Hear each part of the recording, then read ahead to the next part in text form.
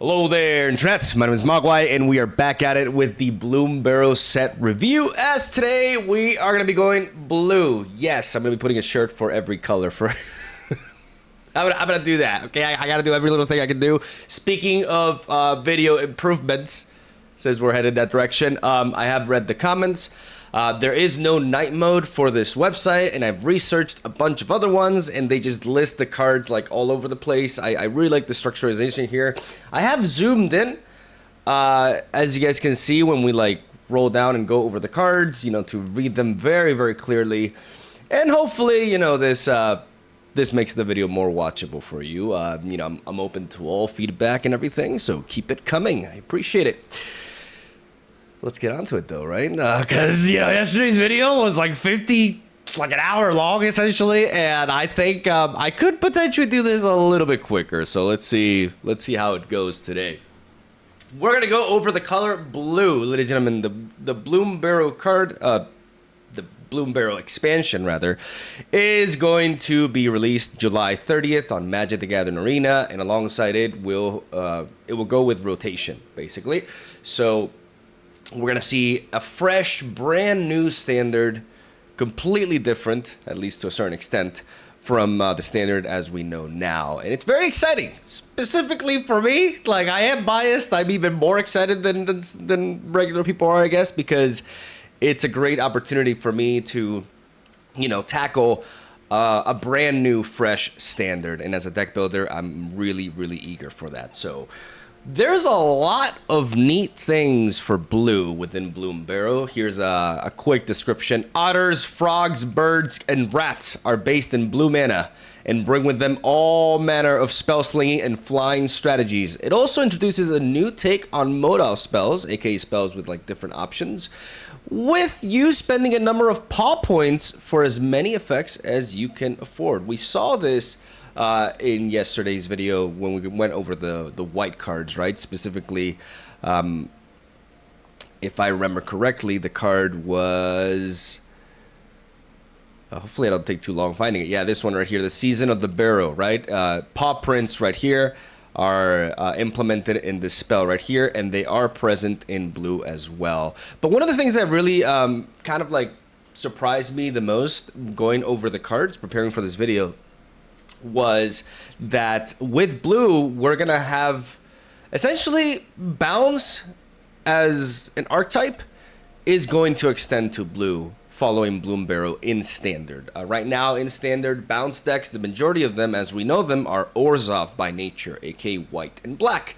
But with this expansion, we're going to be getting a lot of synergies and very powerful cards linked to bouncing strategies within the color blue, which is going to be really interesting because I think bounce as we know it is going to change significantly with this new expansion, and I'm all for it because, like I said, blue got some cool cards. So let's talk about them, shall we? Azure Beastbinder is the first. I gotta make sure that I'm positioning myself as best as possible. You know, I'm covering a little bit of the text right there, but you guys can, you know, just look at the card itself. Okay, thank you. Azure Beastbinder is a 2-mana rat rogue with a 1/3 stat line, vigilance, and an ability that says Azure Beastbinder cannot be blocked by creatures with power 2 or greater. So it can only be blocked by creatures with 1 power. Essentially, whenever Azure Beastbinder attacks, up to one target artifact, creature, or planeswalker an opponent controls loses all abilities until your next turn.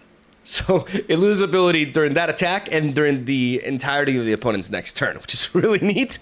If it's a creature, it also has base and power toughness, or is that base, power, and toughness, English, 2/2 until your next turn. Which means that you could potentially target a creature with 1 power and turn it into a 2/2 so it cannot block into this.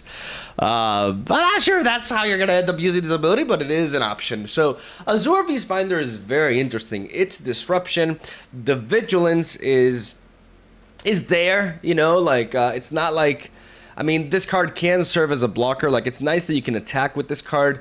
What the vigilance means is that you can resort to this ability even when you're in a defensive state. If your opponent is applying pressure over you. You can still attack with this, have it very difficult for the opponent to block into it and take it out, especially because of that 3 toughness, and as potentially limit or hinder a specific creature that's very problematic. Like even against mono red aggro, for example, you can turn one of their Prowess units, like or even the Slickshot Show Off, into a 2/2 with no abilities, which is better than its original form. Right? It's not a perfect answer, but this having vigilance means that you can later trade or block into it when they decide to attack with that unit as well. So it's an interesting creature. I'm not sure exactly what kind of decks this is going to fit, but I assume that, you know, there is outlaw synergy there, it being a rogue. And of course, it is a rat, so there is rat synergy there as well. 2 very interesting, like, types to mix together. We've seen this before. Like, rat rogue is not super uncommon, but there are very good rat cards. Like, the rat archetype is significantly better than it used to be. I'm talking about like 5 years ago in Standard. There's more powerful cards within it, and maybe this card can, you know, lead you to a solid Dimir Restless, amongst other things. Like I'm you know, focusing on its creature types, but it's overall in a vacuum a good creature, but I'm not exactly sure where it's going to end up. But I'm definitely going to be messing around with it. I think it's a good card overall. Bellowing Crier is a 2-mana Frog Advisor with a 2/1 stat line. When Bellowing Crier enters, draw a card, then discard a card. Limited card, in my opinion. The stat line is very underwhelming for a 2-mana, a 2/1. It's not netting you card advantage. It's just allowing you to cycle through your deck. It's not a bad effect. Like, we may end up seeing this card in like decks that, you know, want to cycle to the deck and fill up the graveyard because they have graveyard interaction. But I think there are overall better options. Maybe there is a world in which this card sees play in Standard just because of the fact that it's a frog, and we have inherent frog synergy within this set. Calamitous Tide is a 6-mana expensive sorcery that says return up to 2 target creatures to their owner's hands, and then you draw 2 cards, then discard a card. I'm not impressed by this card at all. I think, you know, you're paying an obscene amount of mana for honestly not that much.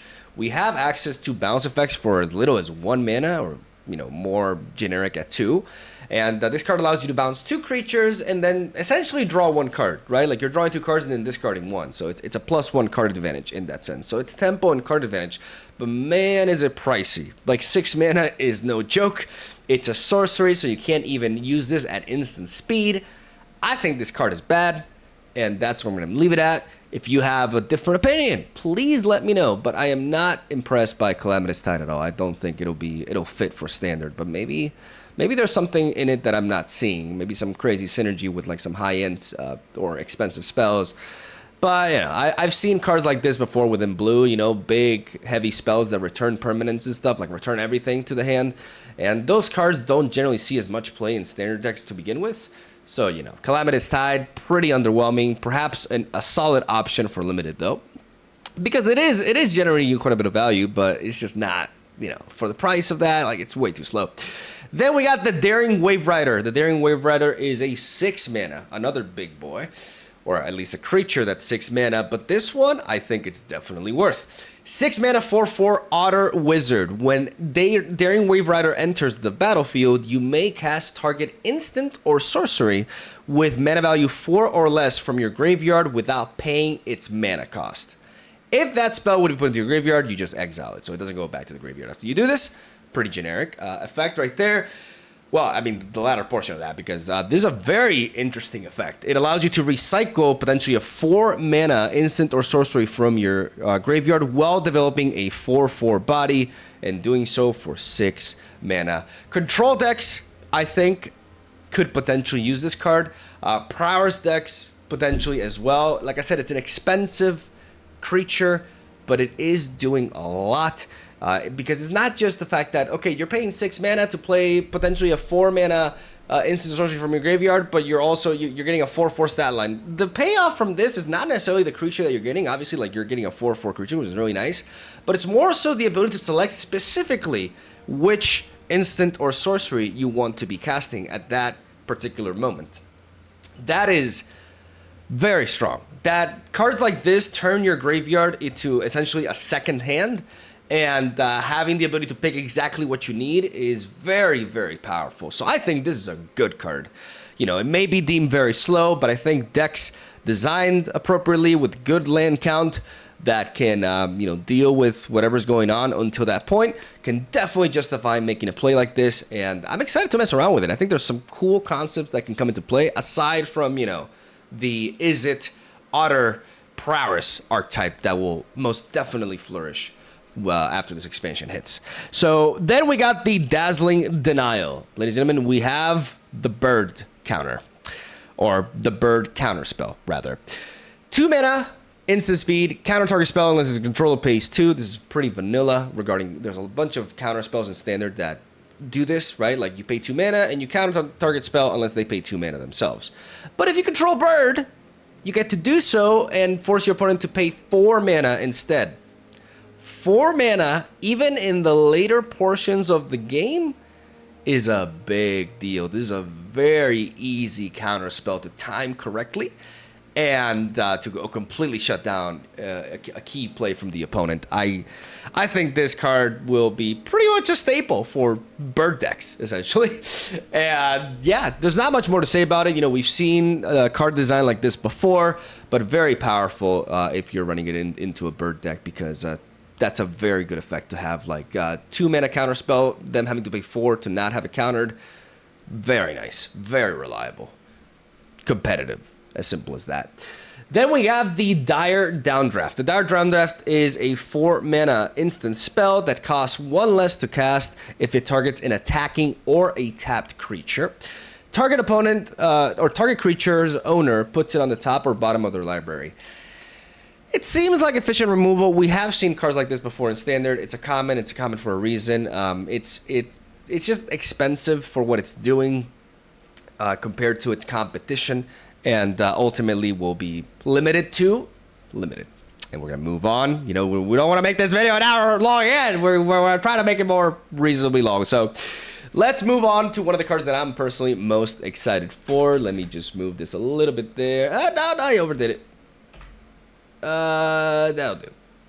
The Dur Port Mage is a 2 mana frog wizard with a 1/3 stat line and an ability that says whenever one or more other creatures you control leave the battlefield without dying, draw a card. And then an activated ability that for 2 mana and it tapping will allow you to return another target creature you control to its owner's hand. Remember what I said about bounce? Finding a new color? After this expansion, this is exactly what I'm talking about. This card is bananas. Absolutely, but where do I even start? Okay, the stat line is actually amazing for a card like this. This is an engine. This is a card that you want to stick on the board for as long as possible. So the more toughness a creature of this nature has, the better. Even if it's at the expense of power, like we're fine. Like, yeah, it does not have 2 power to trade into two health units and kill them, but it has a 3 toughness stat line that will allow it to survive stuff like shock and any sort of like 2 damage based removal. And that's very relevant because, again, the longer this card sticks on the board, the better. You are going to be able to draw, and keep in mind that there's no like limitation for each turn. A lot of time with these like draw effects, there's something in the text that says the first time or once each turn, but there's none of that here.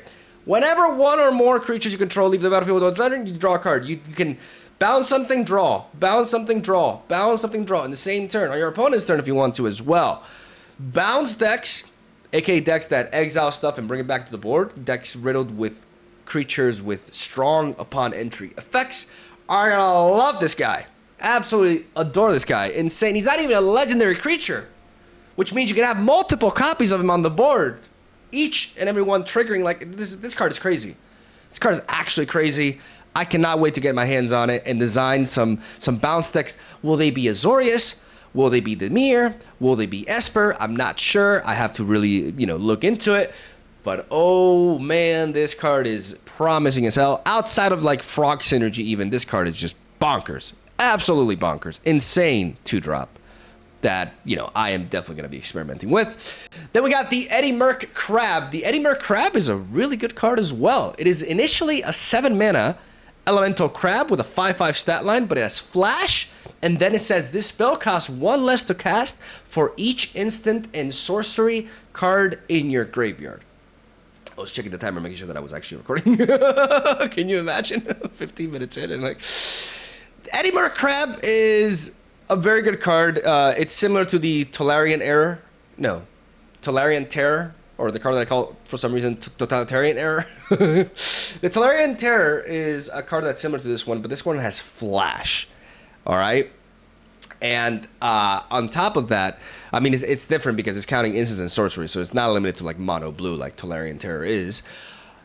It enters the battlefield tapped if it's not your turn, so you can't like flash this into like a block, right?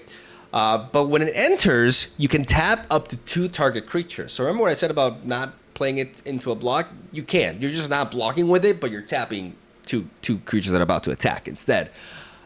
Very solid card for the right deck that is able to, you know, get the graveyard filled up quickly with instants and sorceries. You can get to play this for 2 mana at flash speed as a 5/5 that also slows down the opponent's aggression. What's not to like, man? Like, this card is in the right deck. This card is phenomenal. Absolutely phenomenal. As we got Alluge, the Shoreless Sea. Let's move up. What? There we go.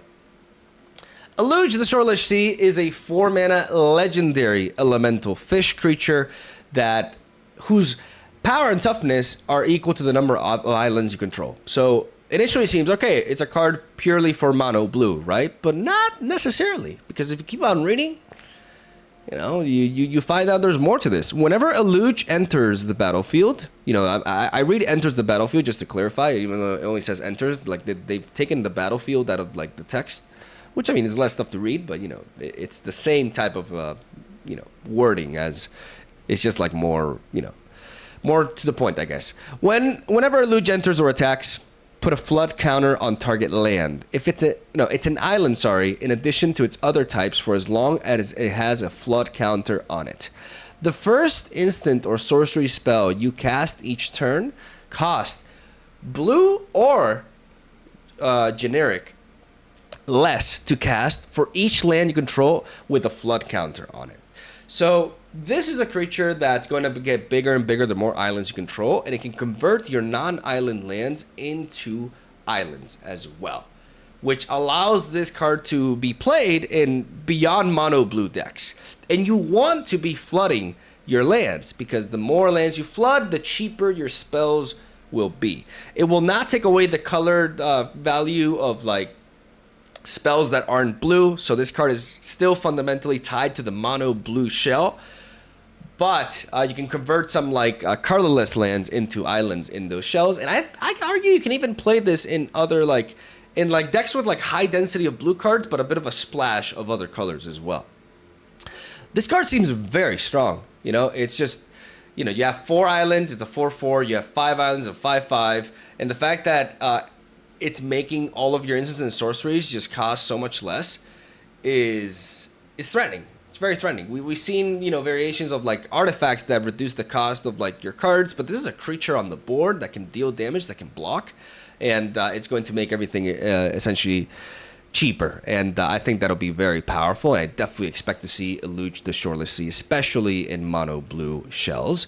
As here we got a bit of like an error, I guess. This is a card that I should have evaluated yesterday, but for some reason it's in the, you know, I went over the entire color. Like, this is the only case in blue, but yeah, we have a white card here. So let's talk about it real quick. I mean, the SS Challenger is a 2-mana 2/1 Bat Cleric that as long as you've lost life this turn, it has flying and vigilance. Whenever you gain life, you put a +1/+1 counter on Essence Channeler. This is an effect that we've seen before. You know, we've seen it from the 2-drop from white. I forgot the name. It's the Spirit, right? It doesn't have like the large payoff of this card, but this card is similar to the Quirion Beastcaller from green, in that when it dies, you put the counters that you built up on it onto another creature you control. So it's definitely a very interesting card. The fact that it's a bat is very relevant, as it synergizes with a lot of tribalistic cards within the expansion. And besides that, you know, it's also very interesting that it has like ties to life gain, but also to life loss as well.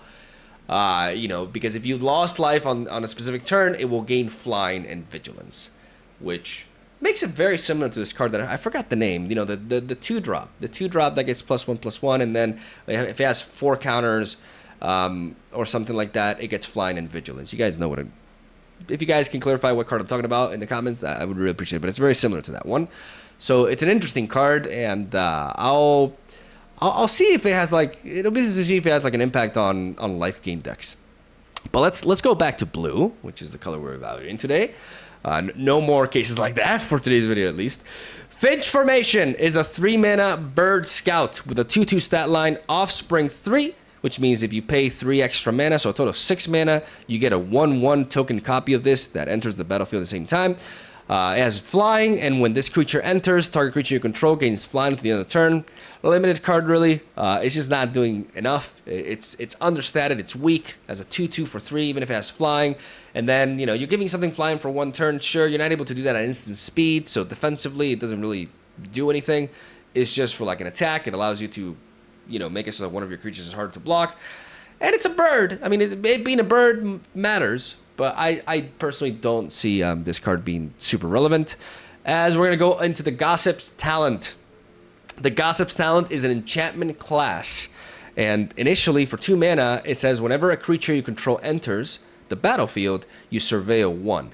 Which is the same effect as the 1-drop from Murders at Karlov Manor.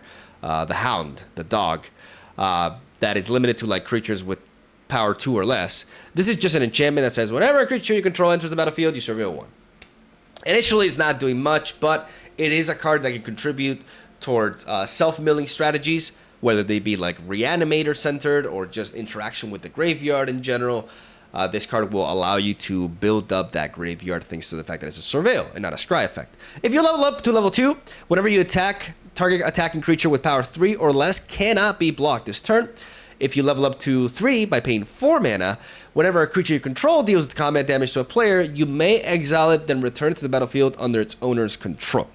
So this card, it has bound synergy built in within it, but in order to get there, you have to spend a total of 8 mana on this thing, which is easier said than done. Like, that level 3 is going to be tricky to get sometimes. You know, you're going to have to be able to stabilize the board in order to do that. But if you do, like, you're going to be able to just, like, bounce stuff off whenever you connect onto the opponent's health. I'm not hyper impressed with this enchantment particularly. I like the design of it. I think it does have potential. I like the initial effect with it. I do think leveling it up is rather costly for what what the payoff is.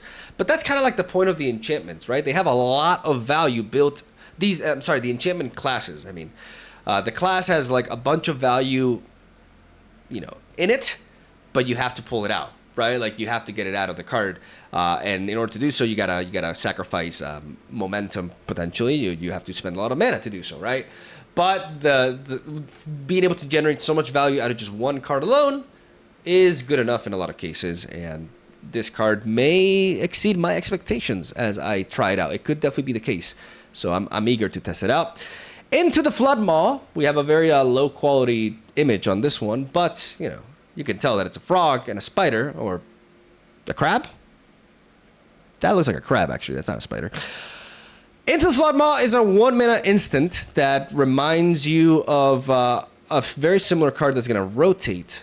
I forgot the name, but it's from one of the rotating expansions. It's a 1-mana effect that is like this, which allows you to return target creature card an opponent controls to its owner's hand, but it also surveils if the creature is like mana value 3 or less. I think you know what card I'm talking about. This card is going to be the replacement for that, effectively, because it's for 1 mana you can return a creature an opponent controls to their owner's hand. That's really good, being able to do that for just 1 mana. If the gift was promised, instead return target non-land permanent an opponent controls to its owner's hand. There's no potential for surveilling with this card, but this card has the ability to return like a big artifact or enchantment. Yes, you're not actually drawing a card. You're giving them a fish. You're giving them a tapped fish. That's nothing. That you can just deal with that later. That's fine. Very strong. Honestly, like, this is stronger than the one that we have right now in Standard. This card is going to be meta defining for sure. It's going to replace that card 100%, 1000%. Like, being able to have that flexibility of for 1 mana bouncing anything, Like, yeah, you give him a fish, but I bounce anything. Like, Virtue of Persistence to the hand. Spend 7 mana again to play it, and wait another turn. Like this, very, very strong.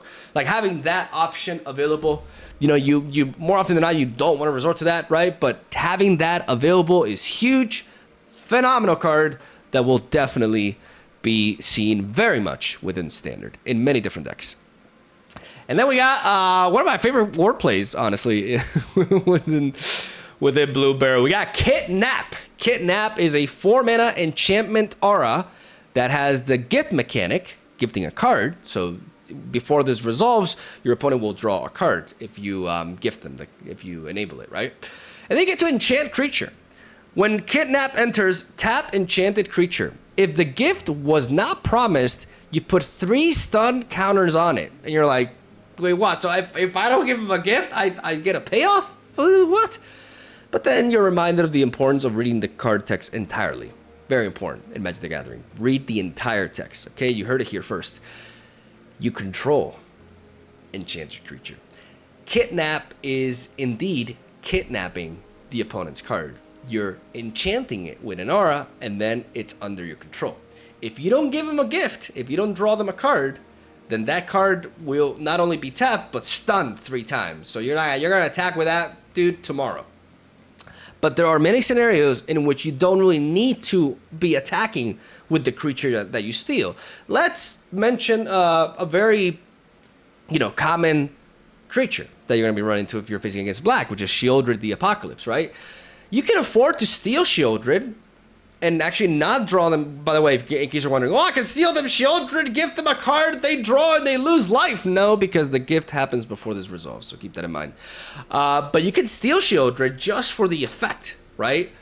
And, you don't feel like you want to draw them a card. It's a very tight situation in the game. You're both very low on gas, and you don't want to give them that possibility of drawing into something that could, be very strong. So you don't draw them a card.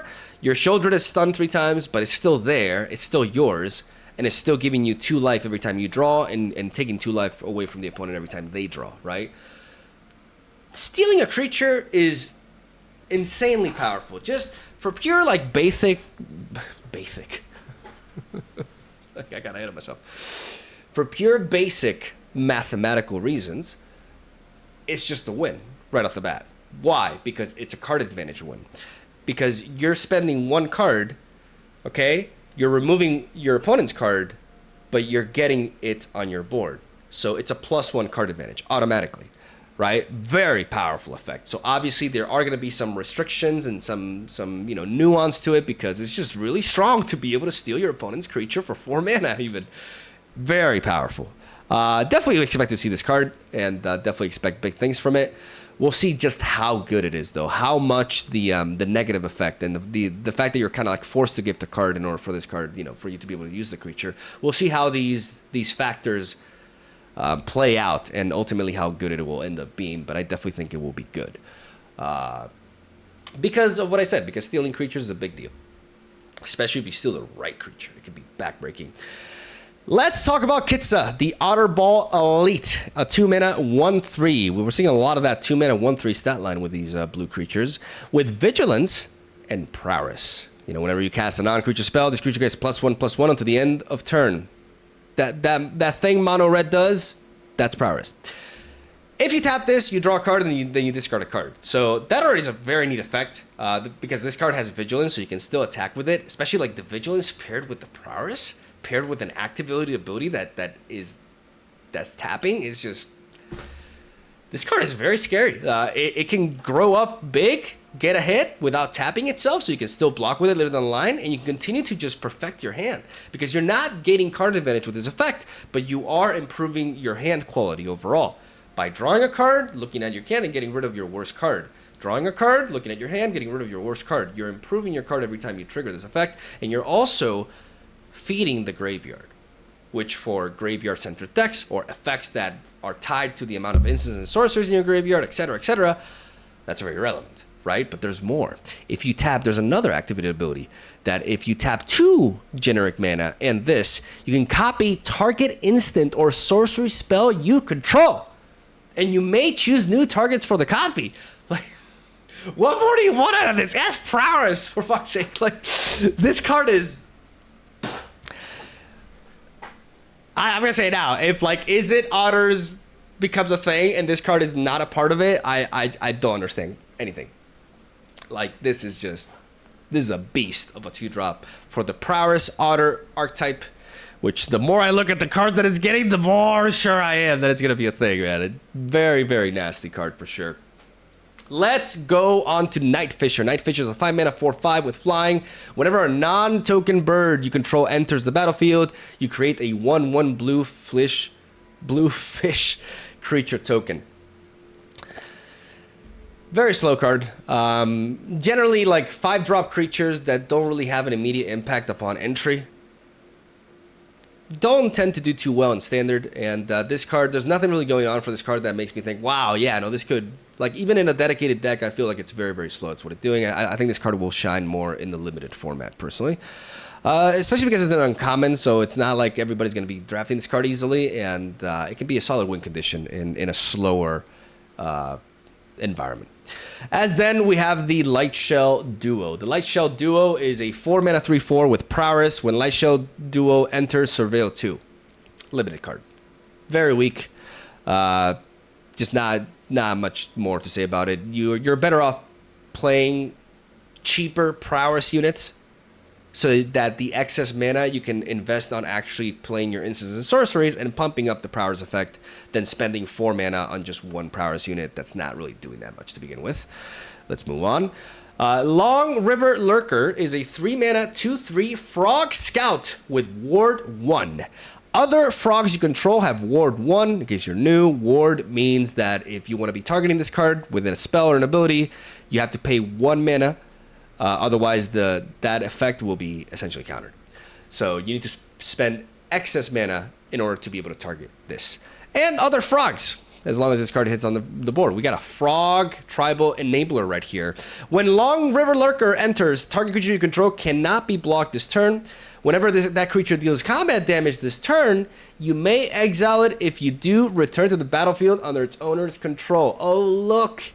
Another frog that bounces. And as I say this, I just realize, well, obviously it's the frogs that bounce. Like it just... I can't believe I didn't grasp that at the beginning, actually. I realized that, like, right now, and that's honestly a little bit embarrassing. I went over the card here, yeah. See, like, Doorport Mage, you know, Bounce Synergy, Frog. And here we have another frog. Coincidence? I think not. Frogs do indeed jump. As this is going to be very good for, like, I can't wait to build, like, a frog bounce deck. Like, I don't even know what that's going to look like, but I'm very eager, and this card is definitely going in it. Then we got the Long River's Pole. This is an interesting card. It's a counter spell. It requires 2 blue sources of mana, which is very relevant. And it has the gift mechanic incorporated onto it. You can counter target creature spell, but if the gift was promised, instead you can counter target spell. So if you draw your opponent a card, you're going to be able to counter anything for just 2 mana. But it's 2 blue mana, which again is relevant. There's a big difference between 1 generic, 1 blue, and 2 blue. That does limit more like the kind of decks that can run this. And it's nice to have that option, like that. This could be a universal counter spell, but you are going down in card advantage if you take that route, and that is very relevant. Regardless of what anybody says, that is very relevant. Like drawing your opponent a card, it's just something that you don't want to be doing, really, ever. So it's a big downside, but it does make this like very reliable and very cheap. And I think we will definitely be seeing this card at least in mono blue decks, potentially even in others as well. But they have to have a high blue density in order to enable this, because again, requiring 2 specific sources of blue is a big deal. As then we have the Mind Spiral. The Mind Spiral is a 5-mana sorcery. You can potentially gift a tapped fish, and then target player draws 3 cards. If the gift was promised, tap target creature an opponent controls and put a stun counter on it. It's not an awful card, but I don't think it's standard viable. It's a sorcery spell. We've seen sorceries that draw you a lot of cards in the past before. The thing about this is that it's really expensive. Yeah, it's drawing you 3 cards. Yeah, it can stun something.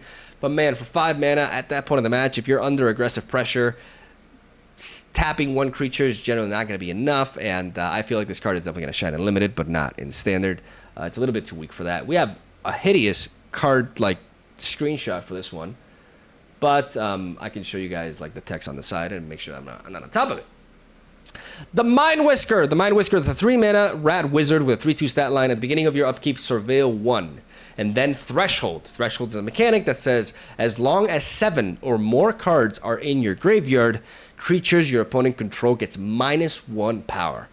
Against Swarm decks, token-based decks, something like Boros Convoke, for example, but potentially a lot of like token-based rabbit decks and stuff that we're going to be seeing with this expansion, this effect is brutal. It's brutal. Anything that relies on spreading out, giving everything -1 power is so strong. Very strong effect that is not hard to enable, really. Like getting 7 cards, it doesn't, like Threshold doesn't even require the cards to be of a specific nature. They can be lands, artifacts, enchantments, creatures, whatever. You got 7 of them, this effect is enabled. The 3/2 stat line could be better, but for an effect like this, I think it's justified. And the fact that this card, the longer it sticks on the board, the more you're going to be surveilling and the more you're going to be improving your draws. Very solid card in the right deck, in my opinion. Very, very solid.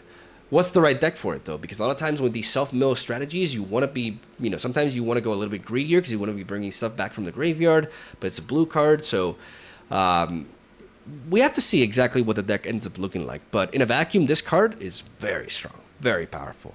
Could potentially really shine as a sideboard option as well. Then we got Mockingbird. Mockingbird is an X blue flying 1/1 bird bard token. Not token, sorry, creature. You may have Mockingbird enter as a copy of any creature on the battlefield with mana value less than or equal to the amount of mana spent to cast Mockingbird. Except it's a bird, and in addition to the types, it has flying. So it's a card that will copy anything, but you got to pay a price for it. So as somebody who enjoys playing the 4-drop, the bandit. What was his name? I have him right here. Oh yeah, the Visage Bandit. I'm like really zoomed in here, so you guys can't see, but yeah, basically, the Visage Bandit is a similar card that I have a lot of experience with. I really like the design of it, but it's limited to copying your own creatures. Mockingbird can copy the opponent's creatures as well. But if you want to copy, let's say, a Shieldred, you got to pay 5 mana. If you want to copy something even bigger, you got to pay whatever it costs plus 1. That's a pretty big deal. But you're getting to copy whatever you wish to copy, and on top of that, you're becoming a flying creature. This card is inherently balanced because of the fact that, it has that mana requirement. But the flexibility of it is very interesting, and it's a card that is honestly hard for me to evaluate. Like, this card can really show its true colors when with an optimized deck that is able to really capitalize on the ability for it to become anything. And I will be exploring and seeing what can be done with this card. I right now I'm on the fence about it because, again, having to pay that amount of mana to copy whatever is a big deal, and the payoff of having that become a flyer and a bird as well. I mean, it can allow you to synergize with bird decks and such, which is important to note. But until I play test it, I can't really have a proper judgment on this one. But it's very interesting, and I am definitely going to be trying it out for sure. As then we go on to the Night Whirl Hermit. The Night Whirl Hermit is I'm a little bit too down there. A 3-mana 1/4 with Vigilance and with Threshold. And if the Threshold is met, he gets +1 power and cannot be blocked. Limited card. That's all I'm going to say about it. Let's not dwell on it. It's a very weak card that's not powerful enough for standard. Otter Ball Antics is a 2-mana sorcery that says create a 1/1 blue and red Otter creature token with Prowess. So it's not just 1/1. It has Prowess. If this spell was cast from anywhere other than your graveyard, other than your hand, put a +1/+1 counter on that creature. I got ahead of myself because you can flashback it, so you can play it from your graveyard for 4 mana, and then exile it. So I think this card will see play in Prowess decks for sure.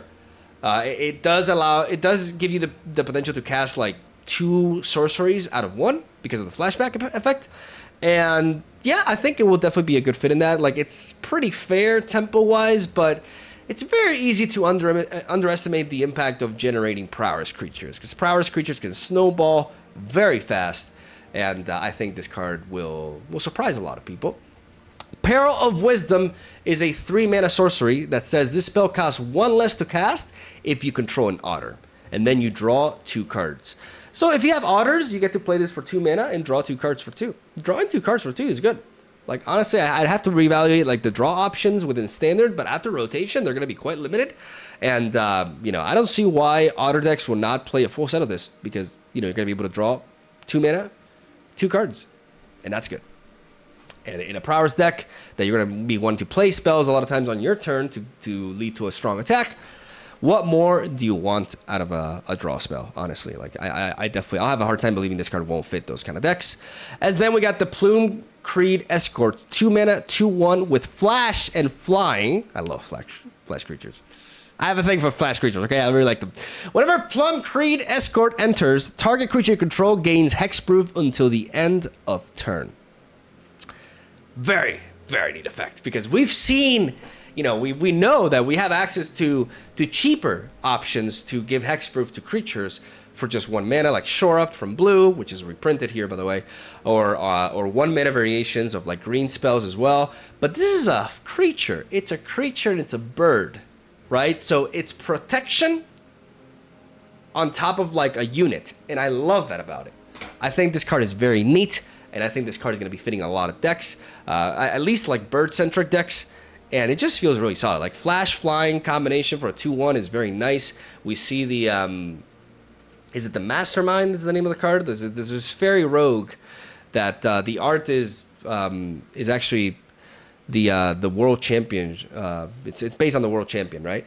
And it's a very similar card to this, but it has more of an effect of like drawing extra if you draw cards. But this, I think this effect is more useful overall, especially like a more creature-centric deck.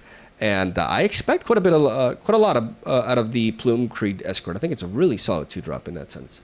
As then we got Portent of Calamity, X blue. Reveal the top X cards of your library. For each card type, you may exile a card of that type from among them. Put the rest in your graveyard. You may cast a spell from among the exile cards without paying its mana cost if you exiled 4 or more cards this way. That is a very, very scary line right there. You may cast a spell from among the exile cards without paying its mana cost. Spooky. Very spooky. This card can be utilized in very greedy decks that happen to have like a bunch of different card types, right? Decks that can, you know, run artifacts, enchantments, creatures, instants, sorceries. The more different kinds of cards, the better. And you just need to be able to consistently, reliably find 4 different card types whenever you go for this effect. And then you're going to be able to cast whatever you found for free. Like, that is wild. Like, there are some crazy spells that you could just be casting for nothing. And this card is definitely going to enable some insanity within Standard. How reliable ultimately it'll be, because you still have to pay a lot of mana to look over that. But we've seen, like, control decks can definitely justify this. And I think some fun things will come out of Portent of Calamity. Some toxic combos, too, as well. And I will be messing around with it for sure. Runaway Together. Best card art in the set. I'm going to say it now. This is brilliant. Inspiring. You know, heartwarming. Everything. Everything. I wish them a long and happy life. Runaway Together is a 2-mana instant spell that says choose 2 target creatures controlled by different players. Return those creatures to their owner's hands. And then as a text says, nobody bothered to look for Libo and Pula because everyone knew they didn't want to be found. I talk slower. You see what I do there? Like, I just want to give you like a bit of a glimpse into my brain, like how I do this all the time. Like I said stalk there. And the reason why I say stalk there is because I was going to say talk slower. But I get ahead of myself and I take the slower and I blend it with the talk, and I do that all. It's so annoying. It's so annoying. I want to talk fast and I just go crazy, and I end up with gibberish. So yeah, sorry about that. But flavor, 10 out of 10. Art, 11 out of 10. Everything about this card except the card actually being good. Because the card is not that good, you know. But it's funny. It's funny, and it could potentially be good in like a bounce deck, honestly, because you can bounce something from your hand to replay it again, and you can also bounce something for the opponent as well. But even then, in those kind of decks, you don't just want to be returning something to your hand. You want to be actually like having the exile and returning effect instead. So I don't think this card will see play in Standard, but it will see play forever within our hearts. As then we have Season of Weaving. Season of Weaving is a 6-mana sorcery that is similar to the other one that we showcased yesterday from White. It seems like every color is getting one of these. It says, the paw print spells, the new mold out spells. You choose up to 5 paws worth of modes. You may choose more than the same mode more than once. So a total of 5, right? With this card for 6 mana, you can potentially draw 5 cards by just selecting the one 5 times. The second one chooses an artifact or creature you control, create a token that's a copy of it. This is the same effect from 3 steps ahead. You can potentially double down on it, actually, and draw a card. That's also another line of play you can go with this. The last one, return each non-land, non-token permanent to its owner's hand. So everything that's not tokens or lands is returned to the hand. This can reset the board, and it's an effect that we've seen before. We don't see it being used too often in Standard, though, because a lot of times when you blend blue with with other colors to form a reactive control type deck, you don't actually care about returning permanents as much as like wiping them, right? Like why go for an effect like this when I can just mix blue with white and kill the board instead, right? So I'm not super impressed by this card just because I feel like the last effect is not as...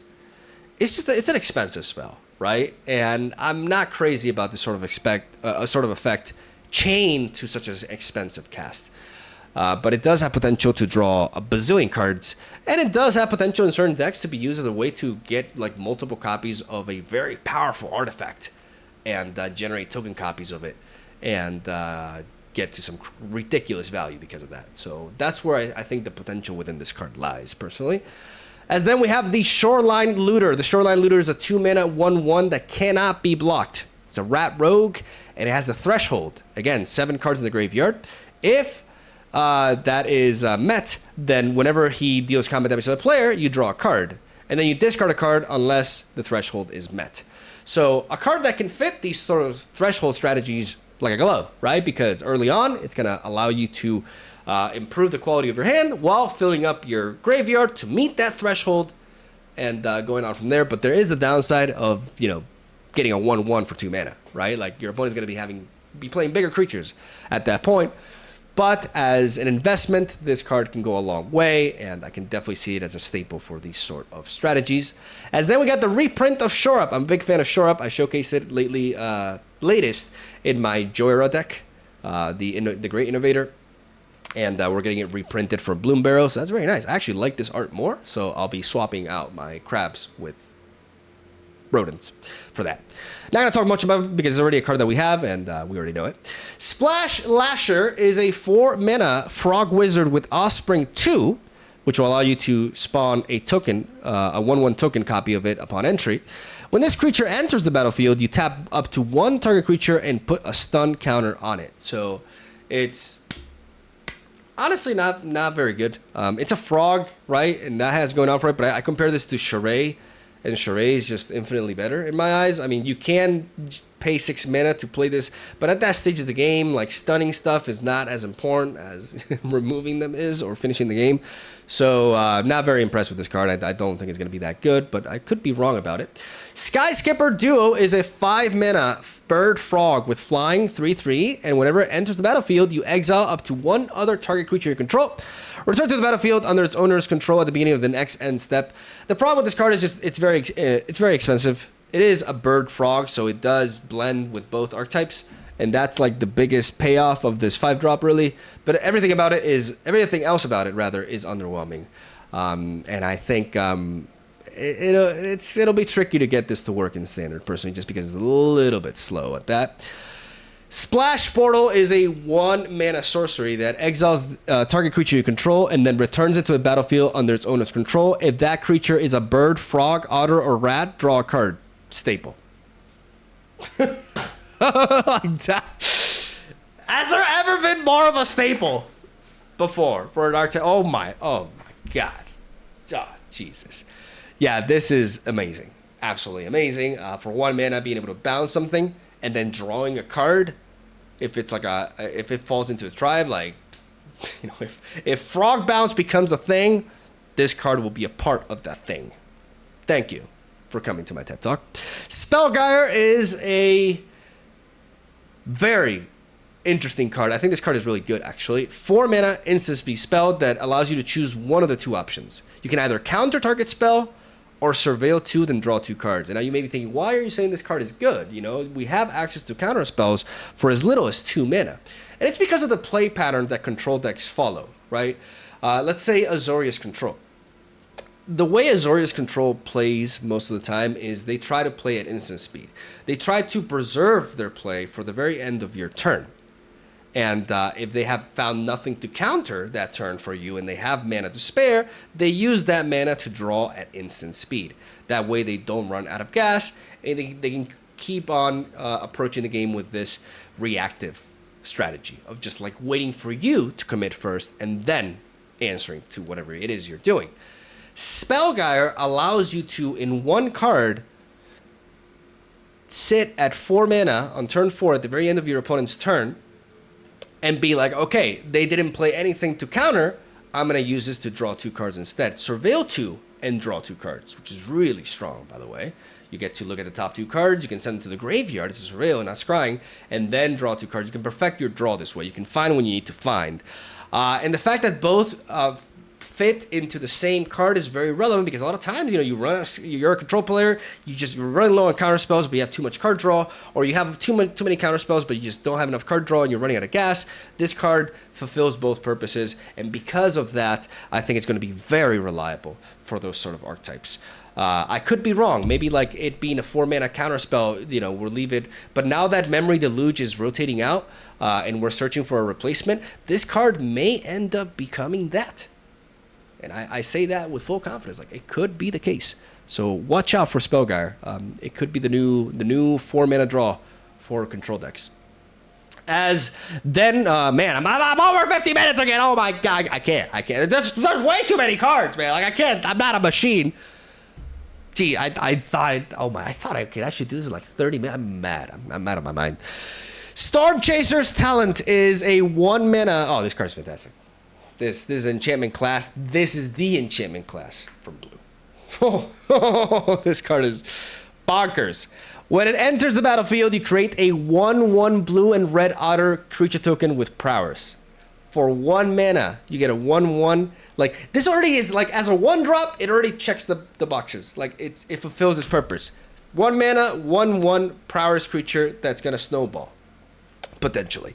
But then you can upgrade this for a lot of mana, but you can't upgrade this. For 4 mana, you can go for level 2, and then when this class becomes level 2, you get to return target instant or sorcery card from your graveyard to your hand. And then, if you play 6 mana and level it to 3, whenever you cast an instant or sorcery spell, create a 1/1 blue and red otter creature token with prowess. So, in 1 card, we have a 1-drop for the deck, and also potentially the win condition, all in 1.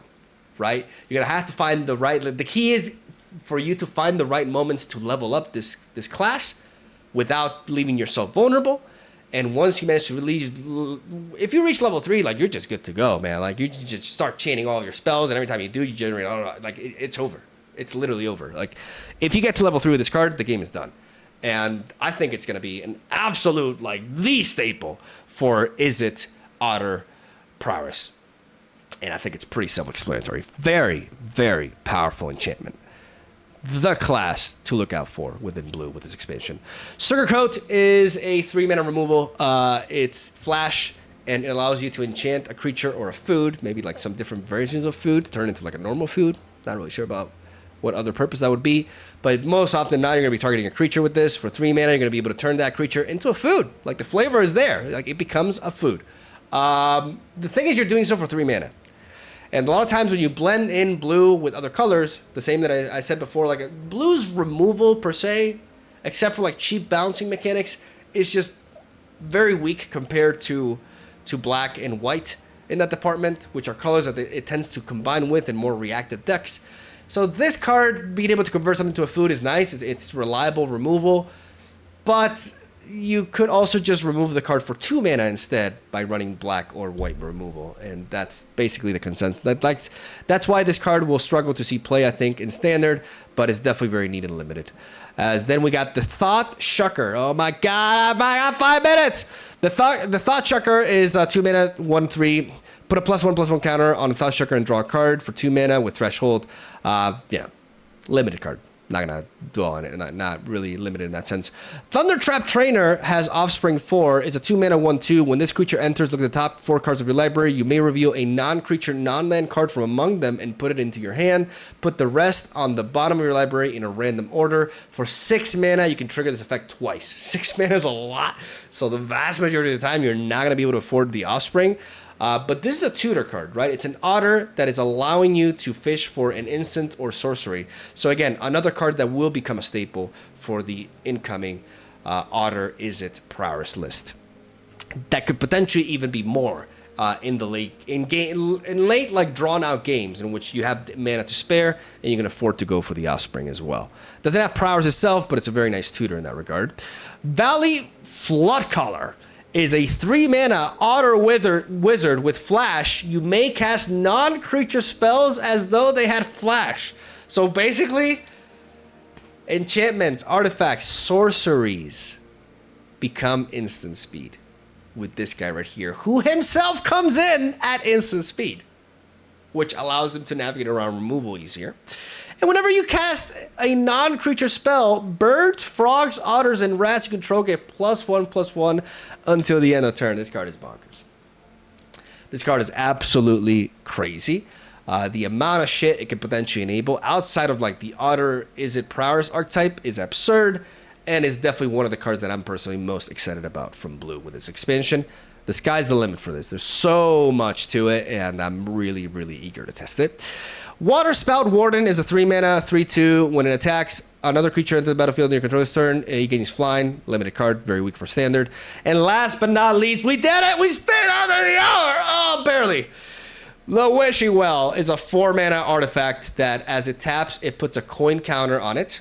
Right? So you tap and you put a coin counter on the Wishing Well. Then, after this resolves, whenever you do, you may cast target instant or sorcery spell with mana value equal to the number of coin counters on Wishing Well from your graveyard without paying its mana cost.